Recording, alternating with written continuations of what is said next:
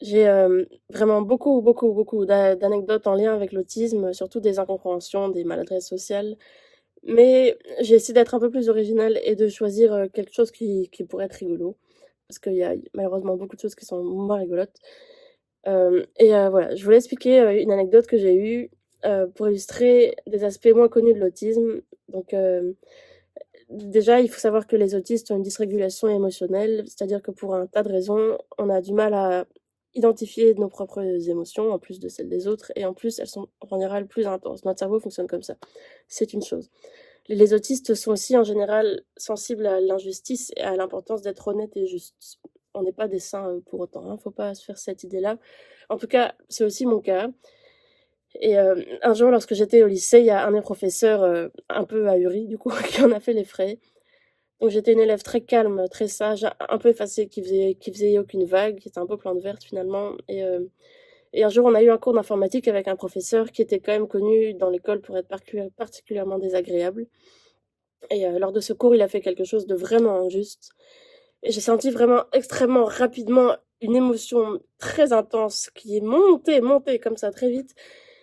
Et moi qui étais si sage, je me suis levée de ma chaise, je l'ai interpellé, alors qu'il n'était pas forcément près de moi, hein, mais je l'ai interpellé et j'ai vraiment démontré de manière très logique par A plus B en quoi ce qu'il faisait était injuste. J'étais très en colère et je l'ai même traité de connard. Ce qui ne se fait vraiment pas avec un professeur, on est d'accord, maintenant je le sais, mais à l'époque je réalisais pas. Déjà j'étais envahie par mes émotions et je réalisais pas l'ampleur du code social en frein et les conséquences que ça pourrait avoir parce que j'avais pas la notion de différence d'attitude à avoir entre mes camarades de classe et mes professeurs, c'était difficile. Donc voilà, j'ai été sous de cours évidemment, heu comme personne n'aimait ce professeur, moi qui étais d'habitude un peu, bah, voilà, transparente, pas harcelée, j'ai eu beaucoup de chance. Mais voilà, j'étais clairement pas un élève qui faisait beaucoup parler de lui et j'ai été un peu la surprise imprévue, portée au nu par les, élèves de ma classe pendant une journée. J'étais un peu le héros, la surprise. Forcément, j'étais très contente finalement, c'était pas le but, mais ça m'a fait bien plaisir. Et comme quoi, l'autisme, parfois, rarement, de manière involontaire, peut être un facteur d'intégration.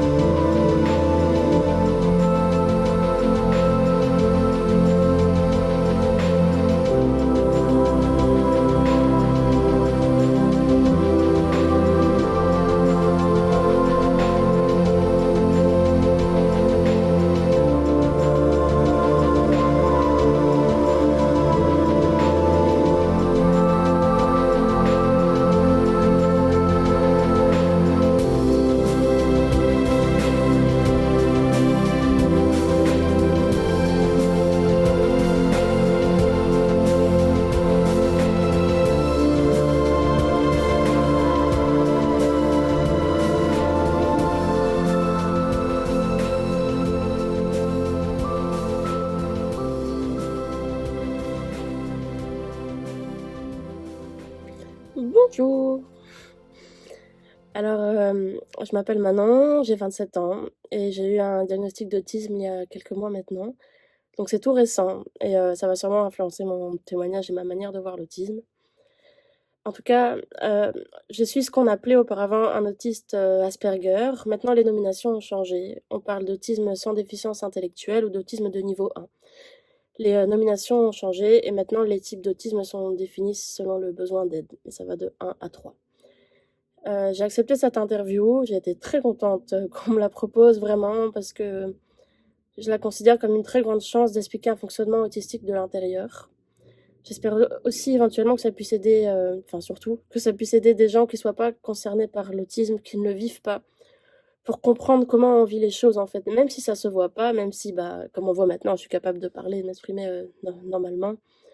L'autisme se manifeste dans toute ma vie et je sais que c'est le cas pour, bah, tous les autres autistes et c'est important pour moi d'expliquer comment on vit la chose de l'intérieur. Voilà et enfin, l'autre grand but pour moi, c'est de me sensibiliser à la chose qui me concerne, donc la minorité dans la minorité, l'autisme féminin sans déficience intellectuelle, parce qu'il y a beaucoup de clichés qui nous concernent.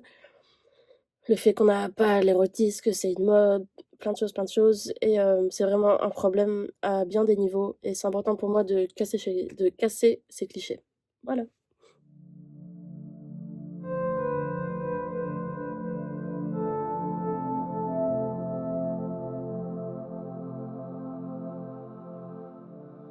Pour donner une définition personnelle de l'autisme, je vous propose d'expliquer en quoi les symptômes et les critères de l'autisme se manifestent chez moi, de manière la plus exhaustive possible. Donc déjà, il faut savoir qu'il y a 2 grandes familles de symptômes pour diagnostiquer un autiste et la grande première catégorie, c'est les déficits de la communication et des interactions sociales. Normalement, les détails seront marqués quelque part. Chez moi, ces difficultés se manifestent à plusieurs niveaux, déjà, alors que pour les gens ordinaires, normalement, vous savez de manière instinctive comment vous devez agir pour ne pas faire de faux pas, social, pour agir de manière normale. Ça se fait de manière instinctive. Chez moi, non. C'est-à-dire qu'il m'est difficile de savoir ce qui est attendu de moi. J'ai en permanence des questions dans ma tête quand j'interagis avec quelqu'un qui n'est pas dans mon cercle très proche. Est-ce que je dois répondre? Est-ce que je dois pas répondre? Qu'est-ce que je suis censée faire? Qu'est-ce que je suis censée pas faire? Qu'est-ce que je suis censée dire? Qu'est-ce qui est attendu? En fait, c'est des questions qui sont en permanence dans ma tête. J'ai vraiment un manque de compréhension instinctive de ce qui est attendu chez moi en termes de réciprocité sociale. Alors, je pense que tout le monde peut se poser ces questions de temps à autre, hein, on est bien d'accord. Mais chez un autiste, c'est en permanence. Et heureusement, c'est moins présent avec les personnes de qui je suis très proche parce que je lâche un peu et je sais que si je fais des choses qui sont pas appropriées, on va pas m'en tenir, rigueur. Mais sinon, c'est présent tout le temps. Pour donner un exemple concret de, déficit de réciprocité sociale et émotionnelle, quand j'étais adolescente, j'étais en couple pendant 3 ans avec un garçon et un jour, mon copain est arrivé vers moi vraiment très triste et il m'a parlé du fait que je répondais jamais quand il me disait: «Je t'aime». Et vraiment, en fait, moi, j'avais pas compris qu'on était censé, répondre et dire aussi qu'on aimait quelqu'un quand on nous disait ça. C'est vraiment pas quelque chose que j'avais intégré. Un autre exemple aussi, c'est dur pour moi de savoir exactement quand et comment dire bonjour. On dirait pas, mais en fait, le bonjour pour un autiste, c'est quelque chose de très complexe parce qu'il y a beaucoup de manières de le faire selon les contextes et les gens, on va le faire différemment. Donc c'est dur pour moi de savoir quelle est la bonne manière dans un type précis de situation. Dans un de mes travails, pour pallier à ce problème, quand j'arrivais, j'allais comme je savais pas en fait comment dire bonjour correctement à mes collègues, j'allais systématiquement en salle de pause me prendre un verre d'eau. Et en fait, la disposition de la salle me permettait de faire semblant de pas les voir. Et ça, faire ça, ça les forçait eux à me dire bonjour en premier. Vu que je passais devant eux pour une autre action et que je pouvais faire mine de pas les voir, c'était à eux de commencer. Et quand ils me disaient bonjour, je pouvais donc copier la manière dont ils m'avaient dit bonjour et agir de la même manière pour ne pas faire un truc d'approprié. Ça m'évitait d'arriver frontalement et de mal le faire sans m'en rendre compte. Hem, Ça, c'est un exemple parmi vraiment beaucoup d'autres que de mécanismes de compensation et de camouflage de l'autisme que les personnes atteintes font au quotidien. Donc ça, c'est plus des exemples de réciprocité, sociale. Pour les déficits de réciprocité émotionnelle, j'ai d'autres exemples qui peuvent être drôles pour certains, je pense, mais qui n'ont pas été drôles pour ceux qui l'ont vécu sur le coup. J'ai un jour dit à quelqu'un et j'ai vraiment les meilleures intentions du monde. Je voulais lui donner une piste, je voulais l'aider et j'ai dit à cette personne que je pensais qu'elle avait un retard mental léger. La personne l'a très mal pris et j'ai eu beaucoup de mal à comprendre pourquoi. En fait, j'ai pas compris la cause de son émotion et son émotion. On m'a expliqué après que c'est parce que dire à quelqu'un qu'il a un retard mental, c'est sous-entendre qu'il est bête et l'insulter. Alors que dans ma tête, non, c'était vraiment pas ça. C'était juste une situation médicale qui était possiblement vraie et qui demandait un besoin d'aide si elle était avérée. En fait, pour moi, à l'époque, je considérais et je considère encore d'ailleurs, qu'il y a beaucoup de types d'intelligence différentes et que c'est pas un score unique au test de QI qui mesure 4 types d'intelligence qu'on peut définir l'intelligence globale d'une personne. Donc pour moi, quelqu'un qui a un QI bas ou un QI haut est pas plus intelligent ou moins intelligent de manière globale. C'était ma manière de voir. Mais visiblement, elle n'était pas partagée par la majorité. Et dire à quelqu'un qu'il avait potentiellement un retard mental, c'était vraiment une insulte. Mais moi, j'ai pas compris du tout. Et j'ai beaucoup blessé cette personne. Un autre exemple, il y a une de mes grand-mères qui disait de temps en temps, quand on allait la voir, que j'avais maigri, que je devais manger plus, que j'étais pas là, Et moi, je comprenais pas, en fait, parce que bah, je pouvais pas, logiquement parlant, avoir maigri, être pâle et être malade dès que j'allais la voir. Ou alors c'est que j'avais un gros problème. Et dans ce cas-là, c'était fort embêtant. Et on m'a expliqué que c'était une preuve d'affection, que c'était pour montrer qu'on voulait que la personne allait bien et montrer qu'on m'aimait. Donc un jour, j'ai copié ça dans une autre situation qui n'était pas du tout appropriée. J'ai dit la même chose à une copine qui avait beaucoup maigri et qui revenait d'hospitalisation en psychiatrie pour anorexie. J'ai voulu montrer mon affection en copiant ce que ma grand-mère disait, avec le même genre de ton. Et donc je lui ai dit: «Oh, mais t'as maigri, tu ressembles à un cadavre, il faut manger.» Elle l'a très mal pris. Et moi, j'ai pas compris du tout. Et j'ai mis des mois à comprendre. Parce que comme cette personne ne m'a plus parlé après, j'arrivais pas, je comprenais pas. Et donc j'ai aussi beaucoup blessé cette personne, j'imagine, à mon insu. Un dernier exemple, il y en a vraiment beaucoup. Mais comme j'ai des difficultés à comprendre les autres, enfin j'y viendrai après, mais en gros, comme beaucoup d'autistes, j'interprète les comportements des autres selon mon propre fonctionnement. Il y a des autistes qui ont des déficits aussi pour analyser ce qu'ils vivent et comment ils fonctionnent eux-mêmes. Moi, j'ai de la chance, c'est pas mon cas, j'arrive à m'analyser moi-même. Et donc, je me base beaucoup sur comment je fonctionne moi pour analyser les autres. Et je considère un peu, avant de savoir que j'étais autiste, je savais pas que c'était incorrect. Je vais analyser le fonctionnement des autres comme si tout le monde était des copies de ma manière de faire, mais c'est pas le cas. Par exemple, le fameux pouce bleu sur Messenger qu'on peut envoyer à quelqu'un. Moi, si j'envoie un pouce bleu à quelqu'un quand on me parle, c'est que ce que la personne a dit, ça m'emmerde. Et ça veut dire que avant qu'on me l'explique, que quelqu'un de proche m'a expliqué que ça pouvait être d'autres causes, je pensais que toutes les personnes qui me répondaient un pouce bleu, en fait, ce que je disais, ça les embêtait et qu'elles en avaient rien à faire. Et on m'a expliqué que non, en fait. Il y a un tas de gens qui font ça juste pour dire OK, parce qu'ils n'ont pas le temps de répondre ou quoi, mais que c'est pas forcément négatif.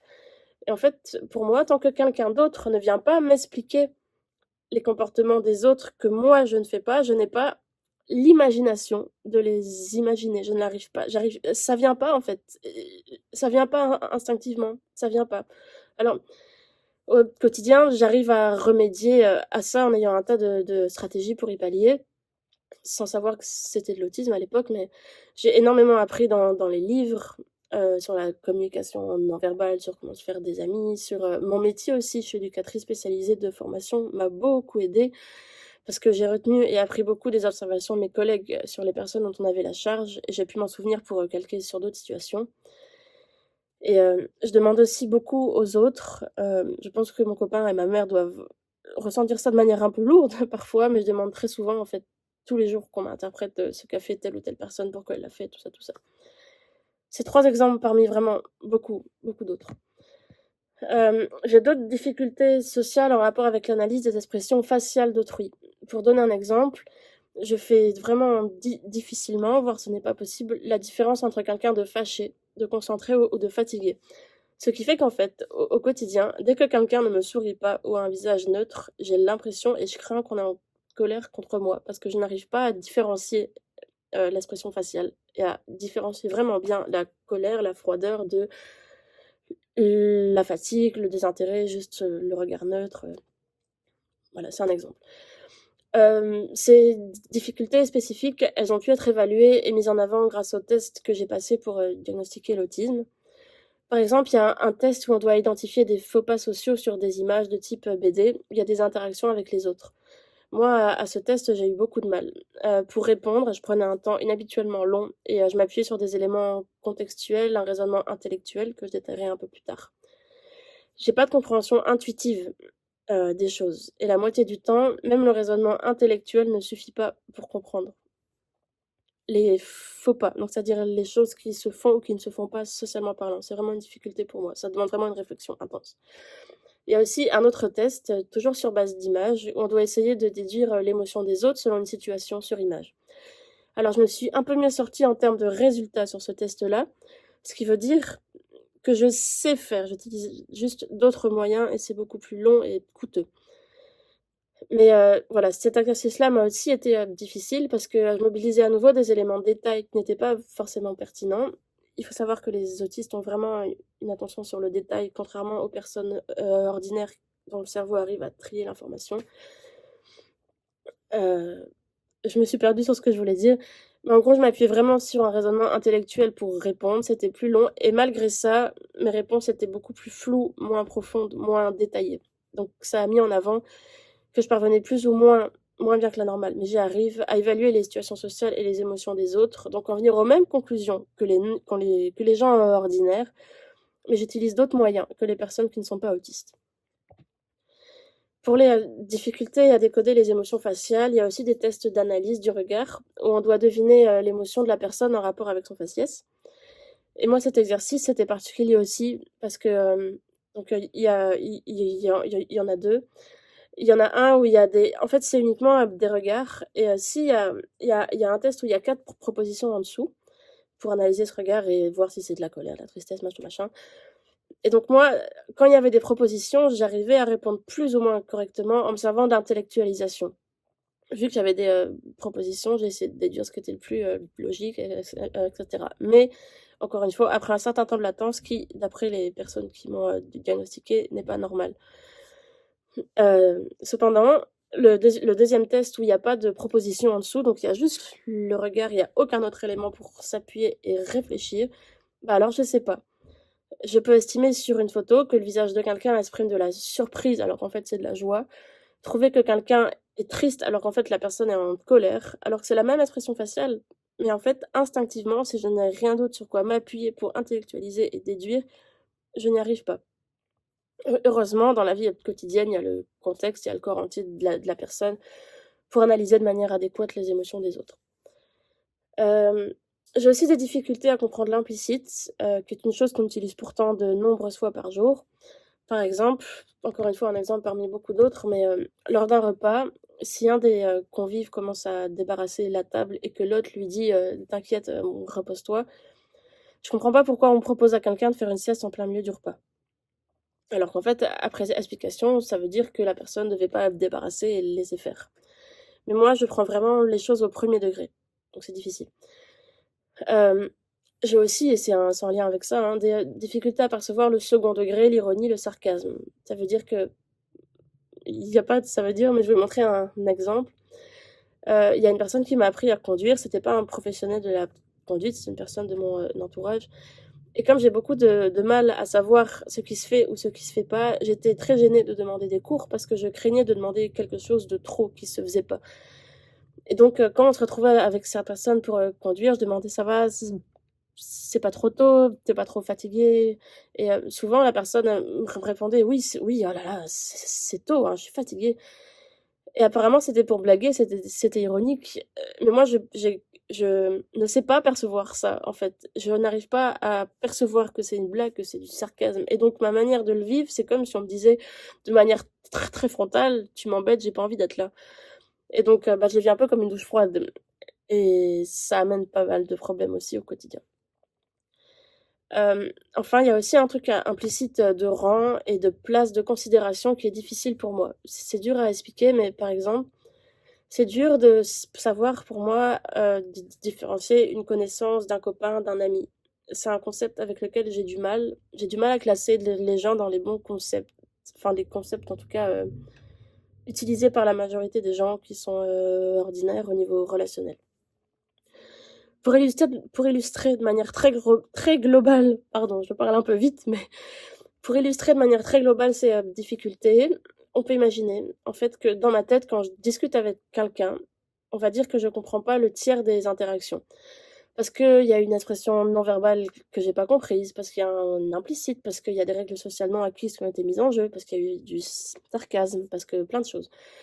Et toutes ces incompréhensions font que de manière générale, je ressens le monde social un peu comme un brouillard, comme un gruyère, où je suis pas complètement aveugle des autres, mais je suis malvoyante. Je vois pas une partie.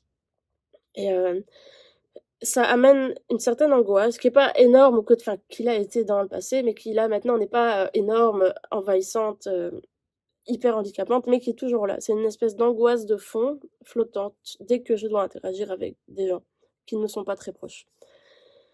Et ça mène aussi une sorte d'hypervigilance sociale. Parce que malgré toutes ces difficultés, j'ai mis des stratégies en place sans le savoir, hein, vu que j'étais enfant, pour malgré tout rester adaptée. Et ces stratégies m'amènent vraiment à être vigilante en permanence. Alors, malgré ces difficultés, j'ai su m'intégrer et agir de manière quasi normale pour quelqu'un non avisé sur l'autisme.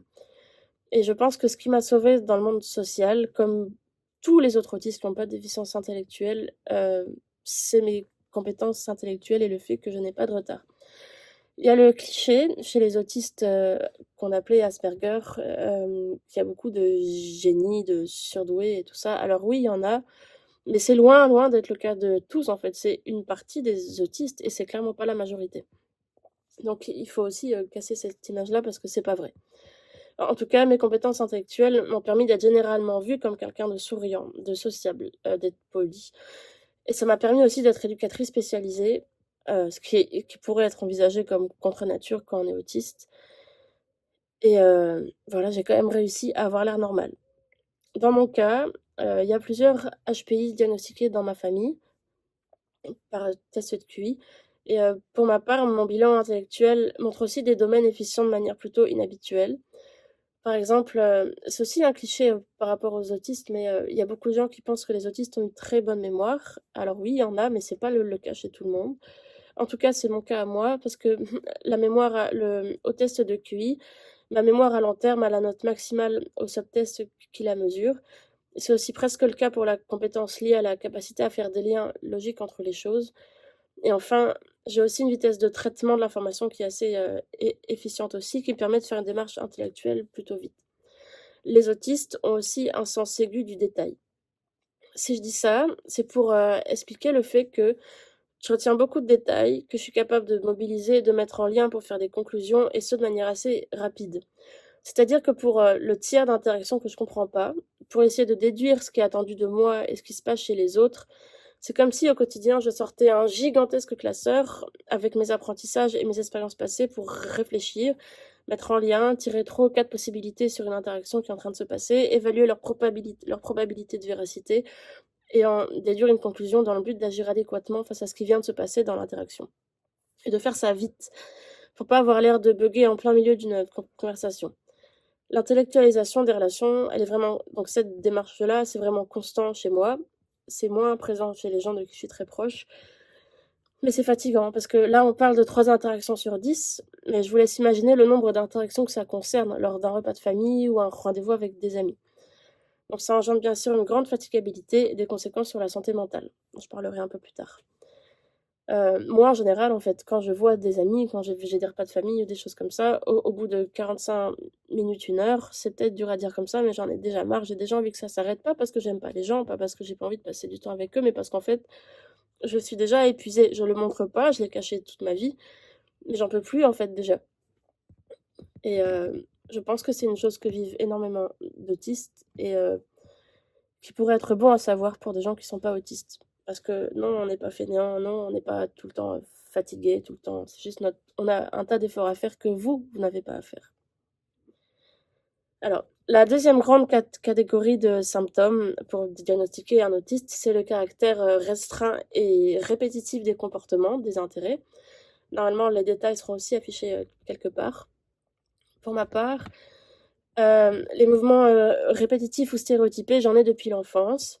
Par exemple, j'ai un grattage intempestif du poignet depuis que je suis toute petite. J'ai encore la trace, vous voyez, c'est là depuis que j'ai 3 ans environ.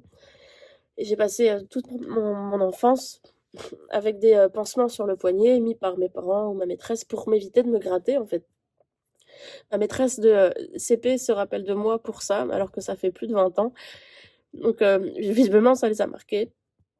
Je faisais aussi et je fais toujours quelque chose qui est assez caractéristique de l'autisme, c'est du flapping, c'est-à-dire un peu faire l'oiseau comme ça. Je le fais surtout quand je suis très contente. J'ai aussi de manière générale, je l'ai plus maintenant, je pense que je l'ai gommé, mais une sorte de maniérisme des mains de manière globale. C'est-à-dire, je mettais souvent mes mains comme ça se verra peut-être sur les photos qu'on va afficher. J'ai aussi une stéréotypie où je peux faire comme ça, où je peux faire comme ça, pas dans le but de me faire mal, hein, c'est vraiment juste, je sais pas pourquoi les autistes ont ça, mais en tout cas, c'est comme ça. Parfois je fais ça aussi, c'est surtout quand je suis contente. Ces stéréotypies, j'essaie de les masquer en public parce que, bah, c'est pas forcément approprié de se taper ou de faire ça ou des choses comme ça devant plein de monde. Il y a que le grattage du poignet et des stéréotypies des doigts, donc c'est-à-dire faire ça comme ça ou ça comme si je manigançais, quelque chose alors que, je vous rassure, pas du tout. Ça, c'est plus dur à masquer pour moi parce que je le fais sans m'en rendre compte, en fait. L'intolérance au changement et l'attachement aux habitudes et aux routines, c'est un très gros sujet me concernant. C'est une de mes difficultés majeures.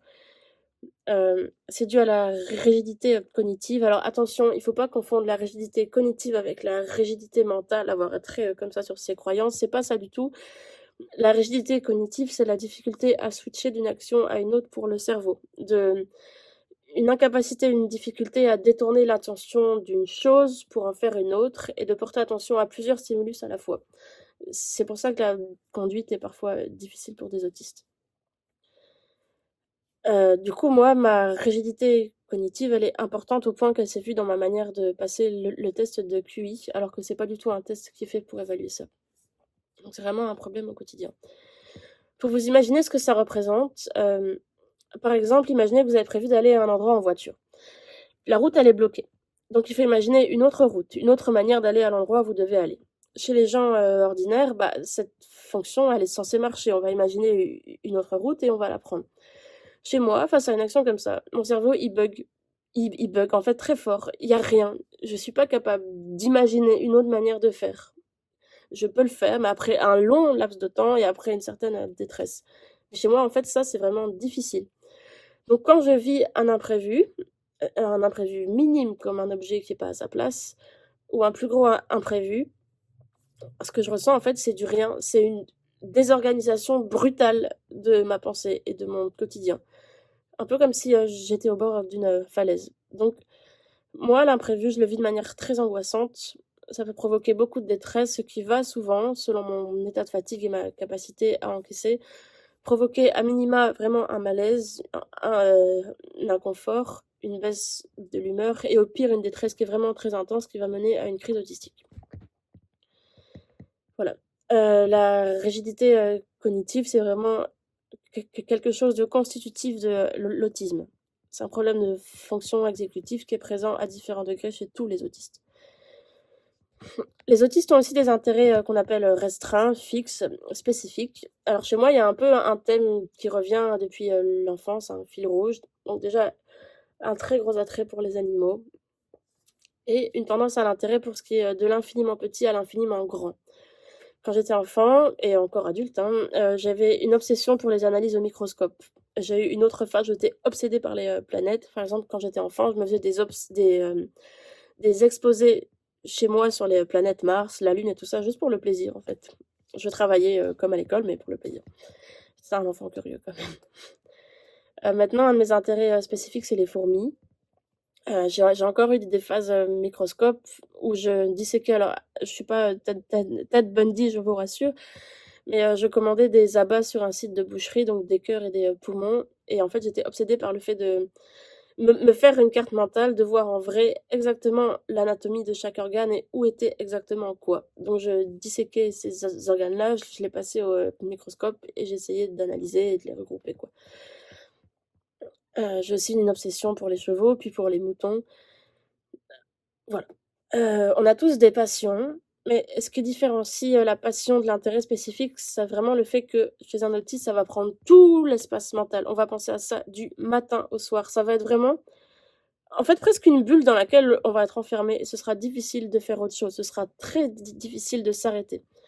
Par exemple, pour moi, quand je suis à fond dans un truc comme ça, je peux oublier que je dois aller aux toilettes. Je peux ne pas ressentir le fait que j'ai faim. J'ai très souvent ne pas dormi pour, faire mon intérêt, spécifique. C'est vraiment quelque chose de puissant en moi qui veut continuer à faire cette même chose et de ressentir un enthousiasme extrême, mais genre vraiment une euphorie incroyable sur ce sujet et ce dans la durée. Et bah, dans la vie quotidienne, je dois quand même aller au travail, m'occuper, de l'enfant qu'on a à la maison et tout ça. Donc je peux pas être tout le temps à fond sur quelque chose. Mais imaginons au travail, au moindre temps libre, genre je vais aux toilettes ou c'est la pause repas, bah, je vais me consacrer à cet intérêt en faisant des recherches sur internet par exemple. tout le temps libre que j'aurai va passer sur ça. Moi, c'est par phase, c'est pas présent au quotidien, c'est présent le 3/4 du temps, mais il y a quand même des moments où j'ai pas d'intérêt spécifique marqué. Voilà, ce que je voulais dire aussi par rapport à ça, c'est que malgré tout, ça c'est un aspect de l'autisme que je vois pas comme trop négatif, parce que ça procure beaucoup, beaucoup de bonheur aussi. Enfin, la dernière chose, je crois, c'est les hyper et les hyposensibilités qu'on peut avoir quand on est autiste. Alors, pour moi, ma plus grande hypersensibilité, c'est le bruit. Il faut savoir que les choses sont pas globales. Ça veut dire, les autistes vont pas être sensibles, par exemple, à tous les bruits de manière globale ou toutes les lumières ou hyposensibles à tous les touchés. C'est un peu plus complexe que ça. Il y a des sons précis, des touchés précis. Chez moi, il y a quand même un truc global où je suis de manière globale beaucoup plus sensible au bruit, mais c'est pas tous les bruits qui vont me déranger. Par exemple, pour moi, une réunion de travail, c'est difficile parce que j'ai le fait d'avoir plusieurs personnes qui parlent en même temps proche de moi, j'ai vraiment l'impression qu'on hurle dans mes oreilles. Parfois, quand je vois des gens dans des soirées, des choses comme ça, c'est la même chose. Les autres ne sont pas embêtés, je le vois, on me le dit, mais moi vraiment j'ai l'impression qu'on hurle dans mes oreilles et ça me procure une vraie douleur physique, de douleur. Et comme une envie imminente de fuir si le son en question il s'arrête pas, tellement c'est insupportable. À part les réunions de travail, il y a aussi l'arrivée du train en gare qui me provoque ça. Et d'autres sons aussi, hein, il y en a pas mal, mais pour les sons aussi, je voulais préciser que ce qui est dur aussi, c'est la cacophonie, c'est-à-dire le mélange de stimulus différents, dont des bruits forts qui sont éparpillés. Donc on peut tous être embêtés par ça, hein, mais moi vraiment, je vois que je suis embêtée à des endroits où les autres ne sont pas embêtés. Par contre, écouter de la musique à fond dans mon casque, ça me dérange pas, parce que c'est un seul bruit et c'est un bruit agréable, un bruit que j'aime. J'ai aussi d'autres hypersensibilités. Donc, quand j'étais enfant, j'avais une hypersensibilité vestibulaire. Par exemple, j'avais une intolérance à la sensation de descente. Euh, Même prendre des mini-tunnels en voiture, donc des petites descentes quand on passe en dessous des autoroutes, là, bah, ça me faisait une sensation au ventre qui était difficilement supportable et qui était effrayante. Donc, je disais rien, je le cachais, mais je le vivais pas bien. Et quand j'étais enfant, cette hypersensibilité, elle était forte au point que quand j'avais 4 ans, j'ai sauté en marche d'un manège, donc je me suis quand même mis vraiment en danger, tellement la sensation était immonde, alors que c'était vraiment un manège qui était absolument pas sensationnel, c'était vraiment fait pour les tout petits, c'était... Enfin, voilà. Heureusement, adulte, ça s'est un peu calmé. Heureusement, vu le sport que je fais. J'ai aussi une hypersensibilité à certains types de lumière. Il y a des types de ciel qui me mettent vraiment dans l'inconfort et qui me mettent dans une humeur basse, qui vont me donner envie, enfin, qui vont vraiment aussi me mettre pas bien. Par exemple, le ciel nuageux. Donc, un ciel nuageux blanc quand il va neiger, ça me dérange pas parce que c'est globalement homogène. Par contre, un ciel nuageux un peu avec plein de nuances de gris, mais où il n'y a pas de ciel bleu ou quoi qui passe, il n'y a pas de soleil, c'est vraiment que du nuageux, donc du blanc intense mais avec des nuances. Bah, je sais pas pourquoi, mais je déteste ça. Et depuis très longtemps, quand je suis en dessous de ce genre de ciel, je me sens pas bien. Avant le diagnostic, je savais pas que c'était une hypersensibilité sensorielle. Maintenant, je le sais. Ce qui me dérange aussi, c'est les néons vifs uniques. C'est-à-dire que si je suis dans une pièce où il y a des gros néons, mais où il y a une entrée de lumière naturelle, ça va. Mais si je suis dans une pièce où il y a que des gros néons sans entrée ou presque pas de lumière naturelle, bah c'est pareil que le ciel que j'ai expliqué en fait. Je suis pas bien. Et j'ai eu un de mes travails où c'était difficile, entre autres à cause de ça, parmi les autres problèmes. J'ai des hyposensibilités. Alors les hyposensibilités, c'est un peu ce qui va amener le comportement cliché des autistes qui vont être fixés sur un objet. Par exemple, un enfant autiste qui va regarder à fond une boule avec plein de lumière. Bah, c'est ce qui provoque ça en fait. Et c'est aussi présent chez les autistes qui ne se voient pas. Par exemple, moi, j'ai une hyposensibilité à certaines odeurs. Ça veut dire que je vais les rechercher particulièrement. Alors je le cache évidemment en public, j'en parle pas habituellement, mais j'ai une obsession pour certaines odeurs que je vais aller sniffer une dizaine de fois par jour. Alors quand je suis en public, bien sûr, je le montre pas parce qu'on est d'accord sur le fait que c'est incongru, mais ça fait partie de mon quotidien en fait. 10 fois par jour environ, un peu plus parfois, un peu moins, bah, je vais sniffer la même odeur. Je dirais pas ce que c'est. Dans les hippos aussi, j'ai une sorte d'hyposensibilité au toucher, qui est un peu moins forte que les odeurs, mais j'ai une trousse d'objets, elle sera peut-être aussi affichée ici en photo, Et dedans, j'ai des touchés précis que je vais toucher et ça m'apaise. Je vais les rechercher un peu moins souvent que les odeurs, mais c'est aussi des choses où je vais aller tous les jours.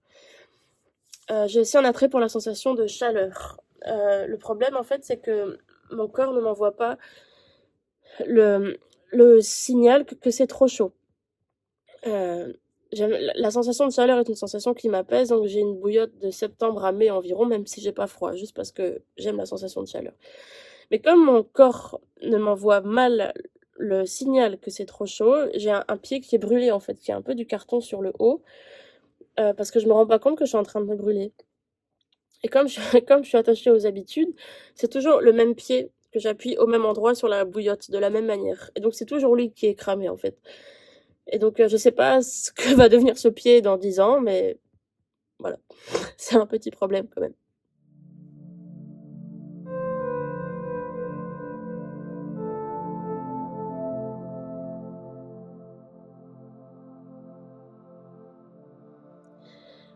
Pour moi, vraisemblablement, les origines de mon trouble autistique sont génétiques, parce que je suis pas la seule autiste diagnostiquée officiellement de ma famille.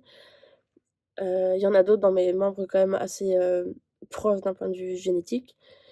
Il y a beaucoup de choses à dire sur les causes, mais comme mon interview est déjà longue, je vous recommande, pour ceux que ça intéresse, il y a le site Coursera qui propose des excellents MOOC de l'Université de Genève sur l'autisme. Il y en a 3, c'est gratuit ou payant si on veut avoir une preuve pour mettre dans son CV. Et c'est super intéressant et ça explique vraiment beaucoup de choses sur ce qu'est l'autisme, le diagnostic, les causes biologiques. Enfin, vraiment, moi, je l'ai suivi et j'ai trouvé ça super. Voilà, en tout cas, pour moi, a priori, c'est génétique.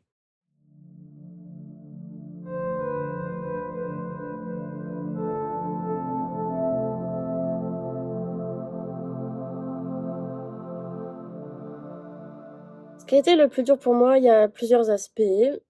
Euh, c'est une question un peu plus noire, hein, qui va être un peu plus triste à répondre, mais je tiens déjà à prévenir que maintenant, je vais bien. Ok, je vais globalement bien, je suis heureuse depuis de nombreuses années, globalement, même s'il y a des phases un peu plus dures.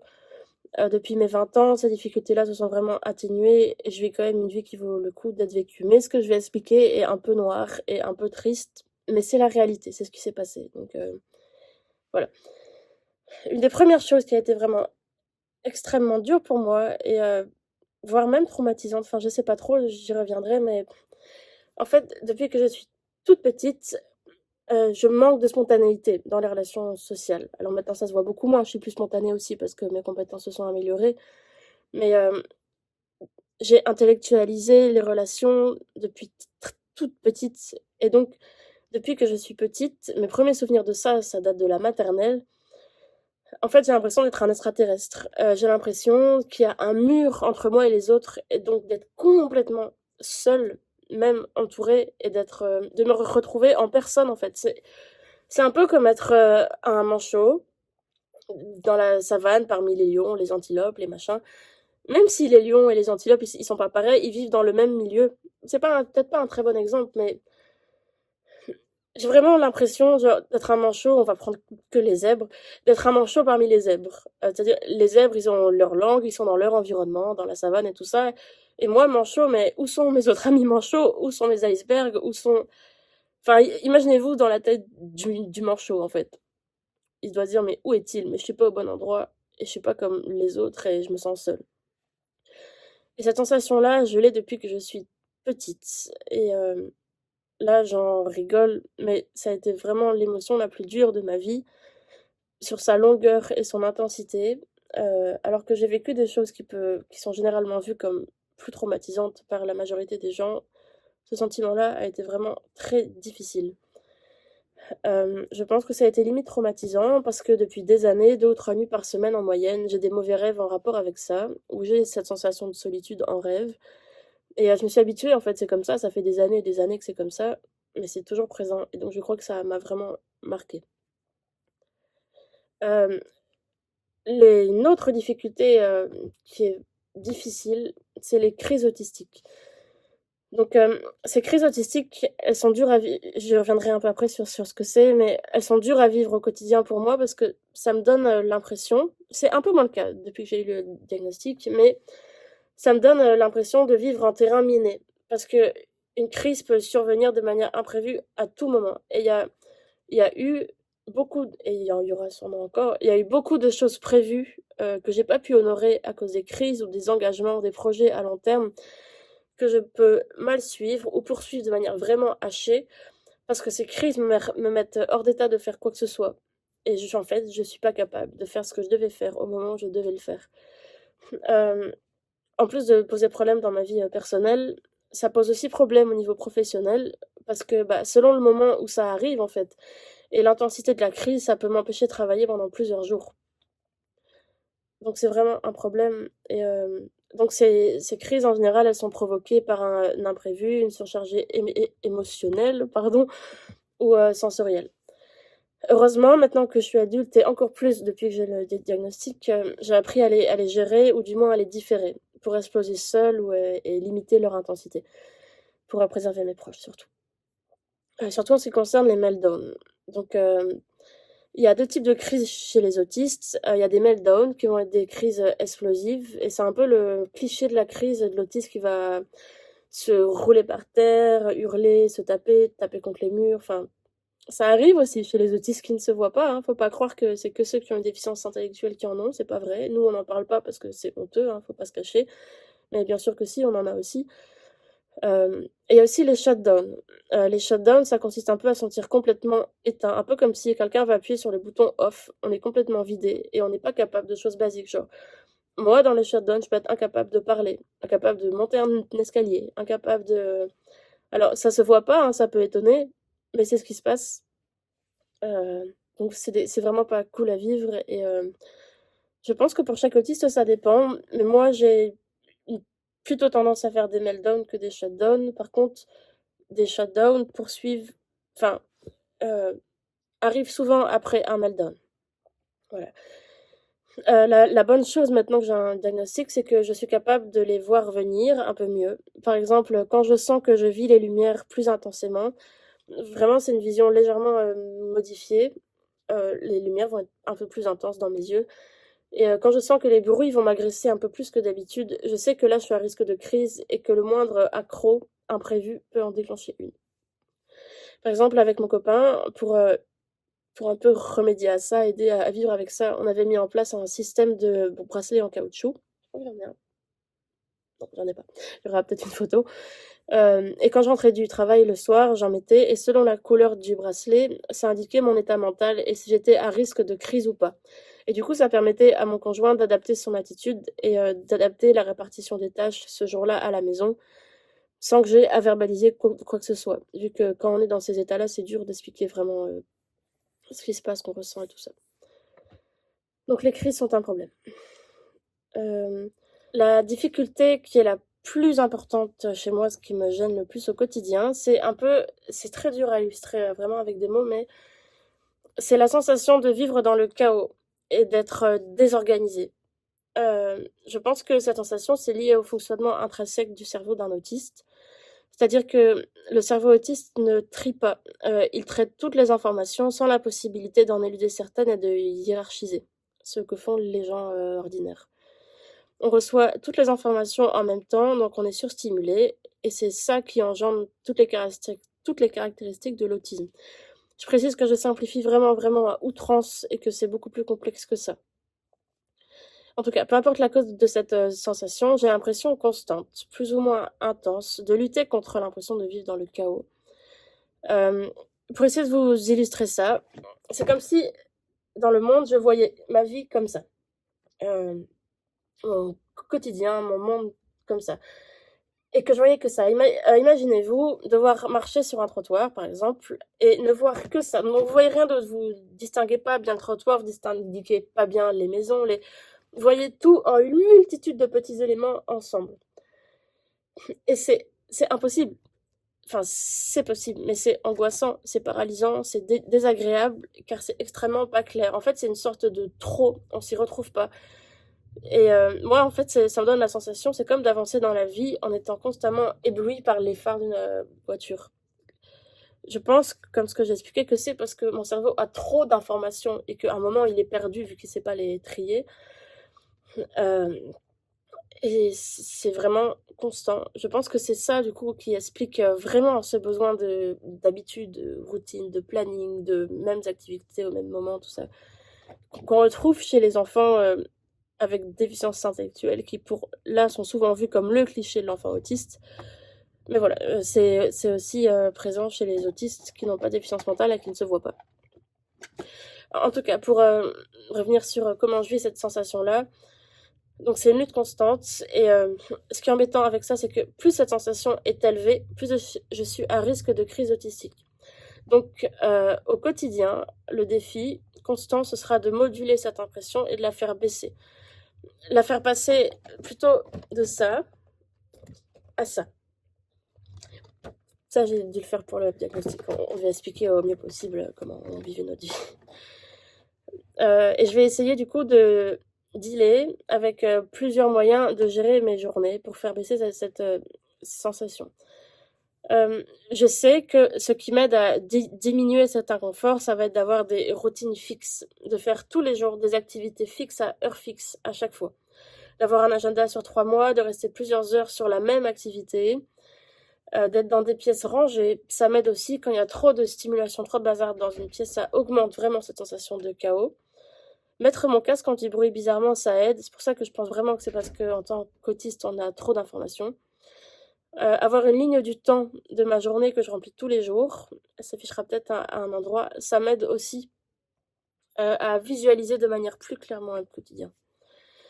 Par contre, ce qui va augmenter cette sensation désagréable, c'est le fait d'avoir des jours qui se ressemblent pas, que mes habitudes elles soient bousculées, faire beaucoup de choses différentes, changer de lieu, donc pas de pièce, hein, vraiment de lieu plusieurs fois dans la journée. Pareil pour le fait de faire beaucoup d'activités différentes. Ça va vraiment faire monter cette sensation de chaos. Et évidemment, voir des gens, surtout si c'est dans un but purement amical, ça fait aussi monter la sensation de chaos. Et concrètement, ça, au quotidien, pour donner un exemple des conséquences que ça veut dire que, imaginez un jour, j'ai un rendez-vous quelque part le matin. Donc je pars en train. Puis je suis repartie après en transport en commun à mon travail. Puis en rentrant chez moi, une personne m'a appelé. Ça veut dire que dans ma journée, j'ai changé 3 fois de lieu, en plus d'avoir pris les transports en commun. J'ai fait l'effort de converser avec quelqu'un que je connais peu lors du rendez-vous de la matinée. J'ai travaillé. J'ai eu beaucoup de stimulations sensorielles liées au transport en commun, au travail, à plein de choses. Et au passage, j'ai fait une interaction sociale que je déteste en rentrant chez moi. C'est-à-dire téléphoner, parler sans voir la tête de quelqu'un, je déteste le téléphone. S'il vous plaît, envoyez-moi des SMS ou laissez-moi faire des vocaux. J'aime vraiment beaucoup mieux ça. En tout cas, au terme de cette journée-là, qui est une journée qui est plutôt classique hein, pour quelqu'un, en plus, en parlant de cette journée-là, je parle de quelqu'un qui a du coup un travail à mi-temps, qui travaille que l'après-midi, ce qui a été mon cas. Pardon. Il y a des grandes chances qu'au bout de cette journée, la sensation de chaos, d'éclatement, de désorganisation, elle soit vraiment à son comble. Parce qu'il y a beaucoup de choses qui l'ont aggravée. Et il y a des grandes chances que je me sente du coup dans un certain malaise, une angoisse, pas dans un état catastrophique non plus, mais que je sois pas bien. Et comme ce chaos a quelque chose de paralysant, je vais réussir à faire moins de choses chez moi ensuite. En fait, je me sens vraiment complètement désorganisée. Imaginez vraiment l'image d'être dans la rue et de voir que ça en face de vous. Si j'ai pas de chance au terme de cette journée-là et que, oh, drame, un objet n'est pas à sa place, je peux faire une crise. Parce que je suis beaucoup plus à risque de crise quand je suis dans cette sensation de chaos important. Si j'ai encore plus pas de chance et que cette sensation de chaos, elle dure depuis quelques jours et qu'elle est importante, la crise que je vais faire sera elle-même très intense et m'empêchera de travailler pendant plusieurs jours aussi. Ça se voit pas du tout, mais c'est mon quotidien. Les gens qui vivent avec moi, mon copain, ma mère chez qui j'ai vécu, en grande partie quand j'étais adolescente et tout ça, c'est mon quotidien. C'est vraiment la chose que je vis tous les jours. Et pour moi, c'est la partie du handicap qui est le plus handicapant parce que c'est constant en fait. C'est vraiment une lutte constante. Voilà. Une autre difficulté qui est fatigante, en fait, c'est pas la pire. Mais l'intellectualisation constante des relations et l'hypervigilance sociale dont j'ai parlé, en fait, c'est lourd. et des fois j'en ai marre, j'ai juste envie d'être spontanée avec les autres et d'être tranquille parce qu'il y a des autistes qui ont pas besoin, des relations avec les autres, qui en ont pas spécialement envie. Moi, vraiment, c'est mon cas et mais mon autisme bloque pas mal de choses et donc parfois c'est lourd de faire tous ces efforts. Voilà. Le plus dur et le plus délicat à aborder sur cette vidéo, c'est les comorbidités qu'il y a eu à mon autisme non diagnostiqué.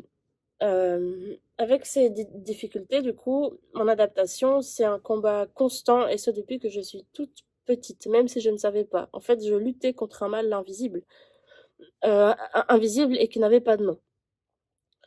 À cause de ça, j'ai un certain mal-être depuis l'enfance. J'ai pensé à mourir pour la première fois avant d'être adolescente. Maintenant que j'ai le diagnostic et que je sais pourquoi, je pense que c'est un ensemble du fait que le sentiment de solitude, le fait d'être différent sans savoir pourquoi, la fatigue d'intellectualiser en permanence, sachant que plus j'étais jeune, moins je le faisais bien, vu que j'avais pas l'expérience. Cette sensation de lutte perpétuelle contre le chaos, plus la sensibilité exacerbée de base, sensorielle, émotionnelle, je pense que c'était dur au quotidien pour moi et en plus de ça, j'ai eu un bégaiement marqué de mes 8 ans à mes 15 ans. Alors ça s'entend un peu moins maintenant, mais c'était vraiment dur à vivre à ce moment-là.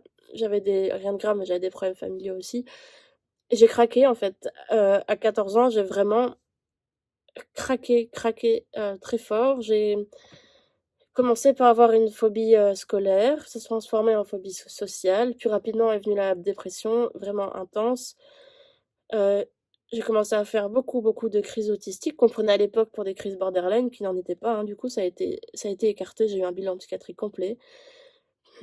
J'ai développé des troubles alimentaires, une addiction aux anxiolytiques, vu qu'on m'en donnait allègrement, à ce moment-là, ça me permettait d'éteindre l'intensité de ce que je ressentais. J'étais hospitalisée, fréquemment en psychiatrie, dont en réanimation, parce que ma détresse m'a amenée à faire des choses, voilà. On m'a dit très tôt, heu, que j'avais un trouble de personnalité borderline et ça n'aurait pas dû être le cas, parce qu'on ne diagnostique pas quelqu'un de borderline à 14 ans, encore moins en hospitalisation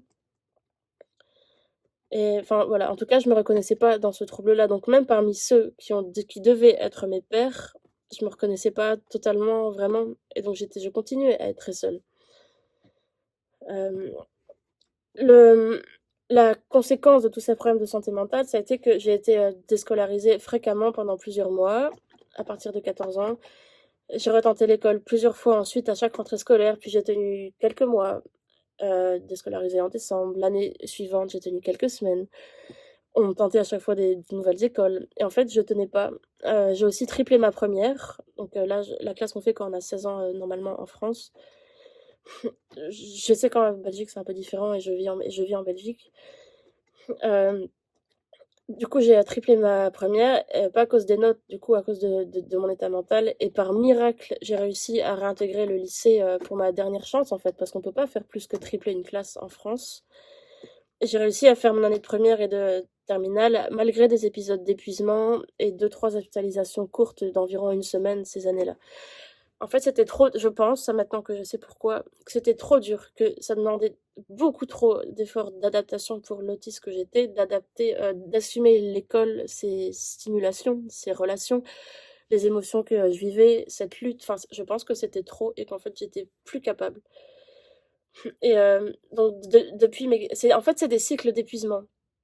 Et depuis mes 14 ans, donc depuis presque la moitié de ma vie, c'est des cycles qui reviennent sans arrêt. Où je m'accroche et je craque. Je récupère et je recommence et je recraque et heureusement maintenant depuis que je suis adulte, ça s'accompagne au moins d'une détresse morale. En tout cas, pas à un niveau qui va m'amener à faire des choses vraiment dommageables, mais c'est vraiment présent et c'est aussi un gros problème. Du coup, cette période, ça a été une période vraiment noire qui a duré jusqu'à mes 18-19 ans environ. Ce qui m'a aidée, c'est que même si le diagnostic que j'avais eu à l'époque est erroné, donc là, un trouble de personnalité, j'ai eu une psychothérapie vraiment intensive. J'ai eu des médicaments pour me sortir de la dépression, des troubles anxieux, tout ça. J'ai appris à mieux gérer mes émotions, ce qui m'a aidé à gérer mes crises autistiques. J'ai appris à avoir une meilleure estime de moi, à mieux comprendre les autres. Mon copain de l'époque m'a aussi permis d'avoir un pilier sur lequel je pouvais m'accrocher, donc j'ai pu resociabiliser progressivement. Donc voilà, c'est ce qui m'a aidé à aller mieux malgré tout.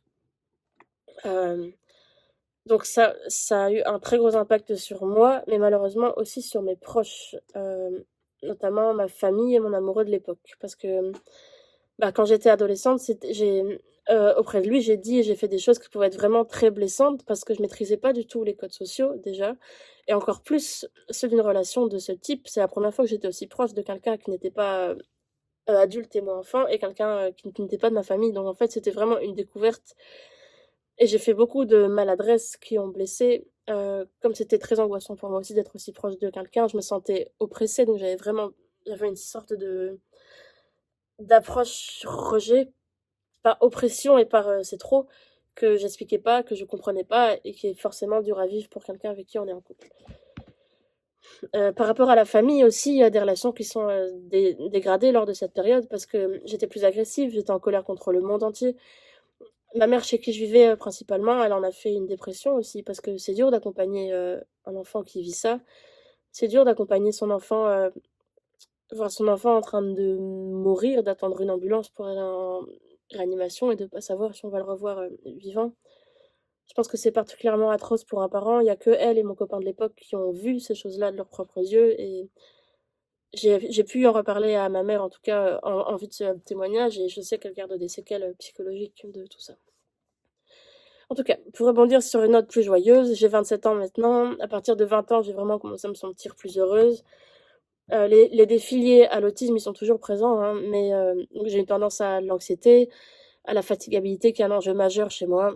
J'ai malheureusement perdu plusieurs fois mon travail à cause de ça, alors que j'aime mon travail. Je lutte toujours du coup pour trouver ma place dans ce monde, mais je vais globalement bien.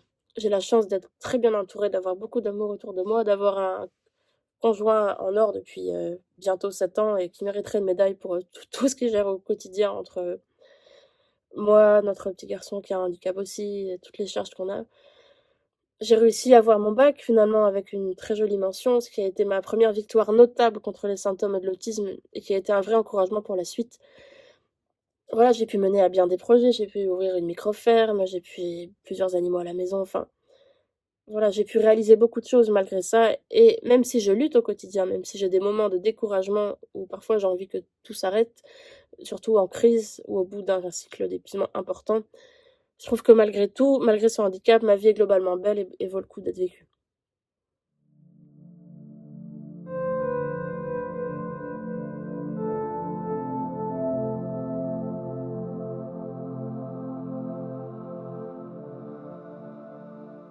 C'est difficile de répondre à cette question au nom de tous les autistes parce que le spectre est très large. Donc je vais surtout parler pour moi, ce qui me fait du bien à moi, en espérant que ça puisse être utile à d'autres.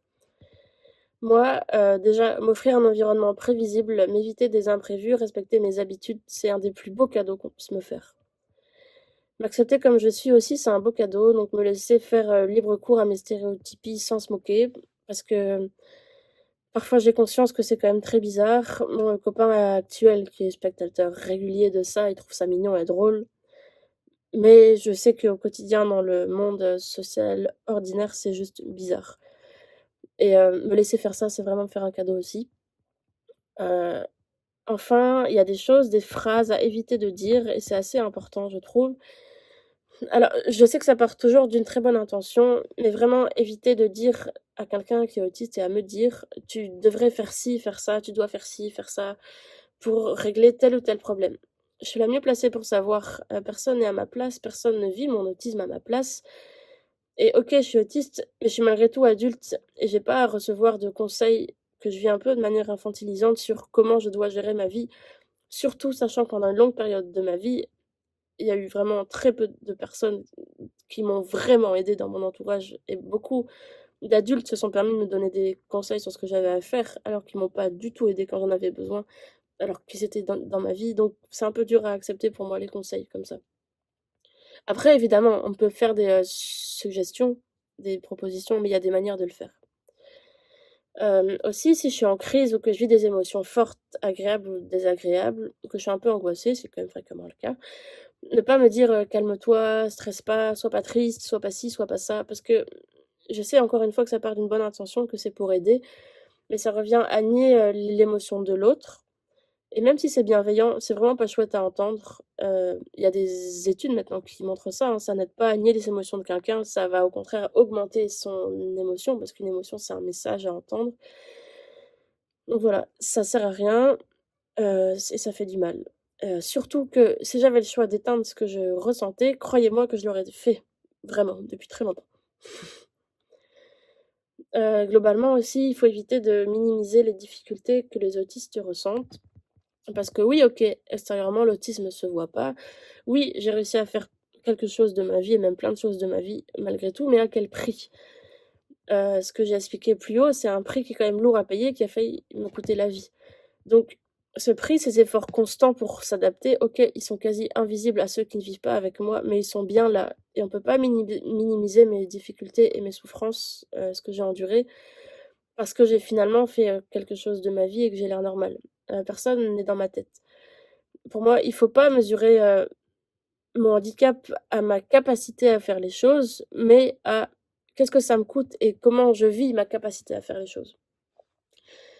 Enfin, ce qui est un très beau cadeau aussi et ce qui est pas toujours facile, j'en ai bien conscience, c'est, faire preuve de patience et de tolérance pour expliquer, les situations sociales qui sont incomprises.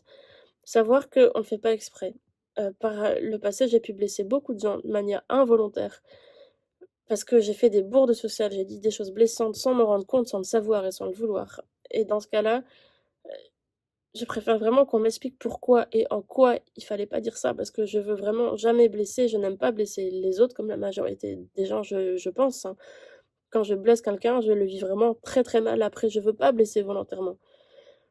Donc je le fais pas exprès et inonder d'insultes quelqu'un qui a fait une gaffe sans le vouloir parce qu'il a un handicap, c'est vraiment pas chouette et ça laisse des traces.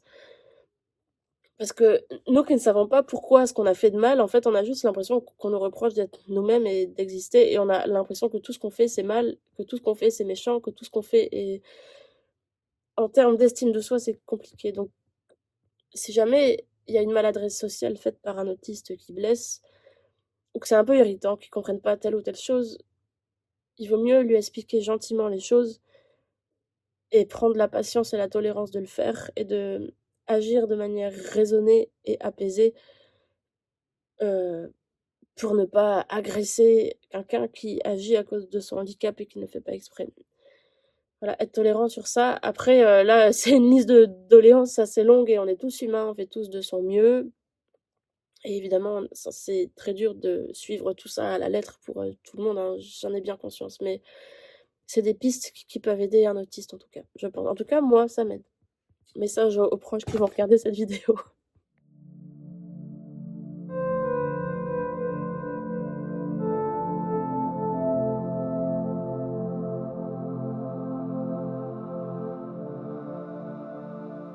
Comme, l'autisme, c'est un fonctionnement global du cerveau, une constitution, non, on peut pas en guérir.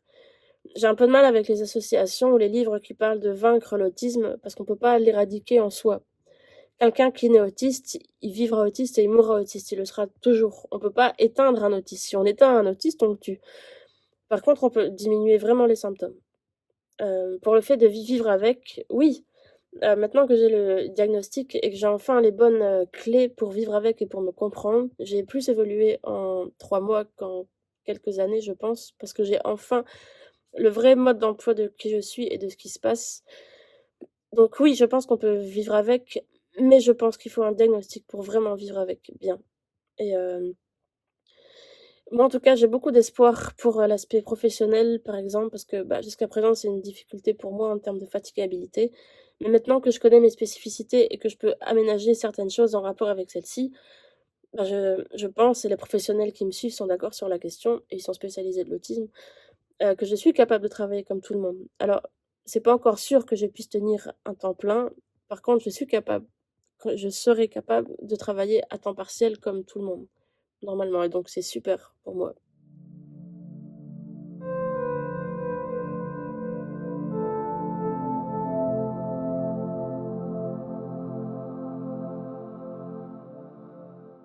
Oui, bien sûr que le regard doit évoluer et c'est toute la raison de mon interview. Il y a beaucoup de clichés sur l'autisme, donc je peux pas tous les aborder, mais il y en a 2 qui me dérangent particulièrement, surtout chez les femmes sans, déficience chez les femmes autistes sans déficience intellectuelle. C'est que c'est une mode. Au vu de toutes les souffrances que j'ai vécues au nom de l'autisme, c'est inaudible pour moi et pour mes proches aussi, hein, ceux qui vivent au quotidien avec moi et qui voient très bien au quotidien ce que ça représente. Comment on peut croire que c'est une mode de souffrir comme ça? Pour moi, c'est pas possible d'entendre ça et ça va pas. L'autre cliché, c'est que si ça se voit pas, c'est que ça existe pas. Bah non. Vous voyez, chez moi, l'autisme, ça se voit pas du tout. Pourtant, j'ai pu démontrer dans la question 1, et plusieurs spécialistes l'ont fait, que je remplis chaque critère de l'autisme. Je suis dans chaque critère, donc c'est logique, établi et objectif qu'il existe de nombreux autistes, même si ça se voit pas. C'est un handicap qui est invisible, mais ça existe bien. Et en plus, le fait que l'autisme se voit, c'est vraiment un gros cliché parce que donc l'autisme qui se voit plus, c'est plutôt celui qui va avoir une déficience intellectuelle. Mais il y a des études qui ont montré qu'en fait, l'autisme sans déficience l'autisme avec un handicap mental, ça représente que 40% des autistes. Donc il y a plus de la moitié des autistes qui n'ont pas de retard mental et donc qui très probablement ne se voient pas ou peu. Donc c'est pas la réalité en fait. En fait, la majorité des autistes sont comme moi, donc il faut vraiment changer de regard là-dessus. Il y a évidemment plein d'autres clichés que je peux pas tous aborder parce que sinon, on pourrait en parler 3 heures, mais c'est vraiment ces 2 là qui pour moi sont les plus ennuyeux, sont les plus graves, pour les raisons que j'expliquerai ensuite. Hem, du coup, avant de juger, quelque chose et avant d'avoir des clichés, il y a une règle de base qui est très, très simple. Renseignez-vous. On peut pas faire une conclusion, qui soit juste sur quelque chose si on se base sur pas presque pas d'informations. On peut pas avoir une réflexion intelligente sur un sujet si on n'a pas toutes les informations. Enfin, on peut jamais avoir tout, mais si on n'a pas un nombre assez grand d'informations pour en juger correctement. Donc si vous avez envie de juger quelqu'un après on a tous des, préjugés, hein, c'est normal. Mais pour éviter de tomber dedans, vraiment, renseignez-vous. Par exemple, je donnerais plus de crédit à quelqu'un qui regarde ma vidéo et qui malgré tout juge que je ne suis pas autiste, que quelqu'un qui ne regarde pas et qui va dire ouais, elle a pas l'air autiste, c'est n'importe quoi. Renseignez-vous avant de juger. Et c'est valable pour tout d'ailleurs, hein, pour les autistes ou ceux qui sont pas autistes.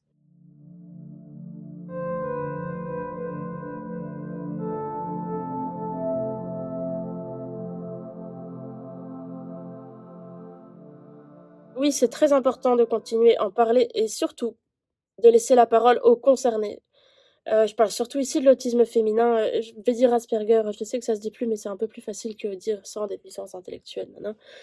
Surtout chez les autistes Asperger femmes, je trouve qu'on n'en voit pas beaucoup en fait, et je trouve ça vraiment embêtant parce que si on en parlait plus, on aurait l'occasion de voir qu'il y a des autistes femmes qui sont autistes, même si ça se voit pas.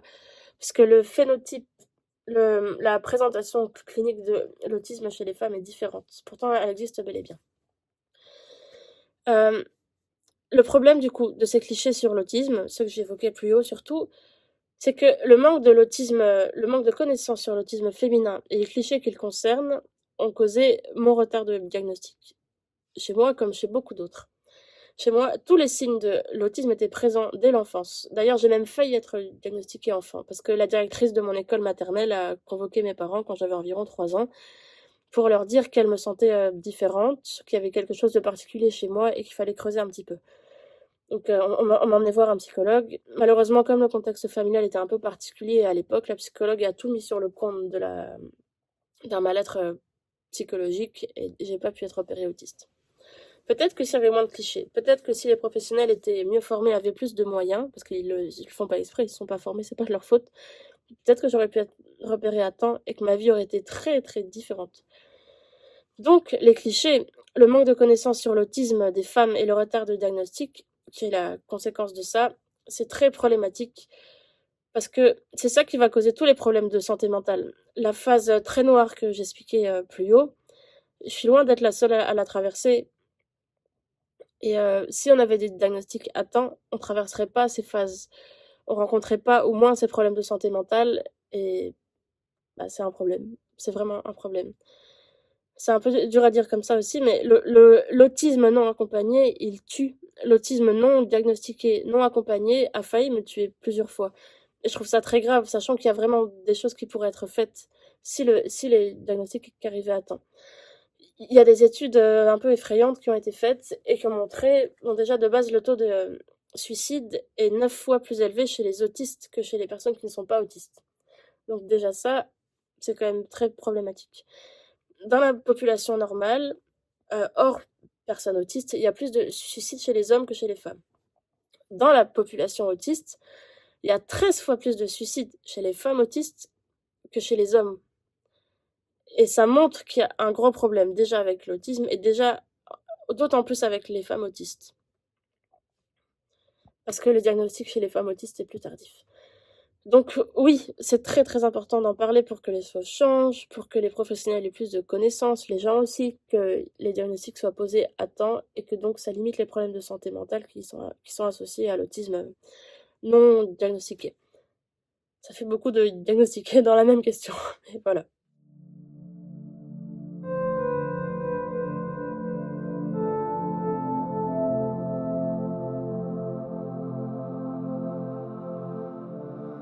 C'est assez dur pour moi de répondre à cette question, vraiment, parce que j'ai pas de réponse qui me vient là comme ça spontanément.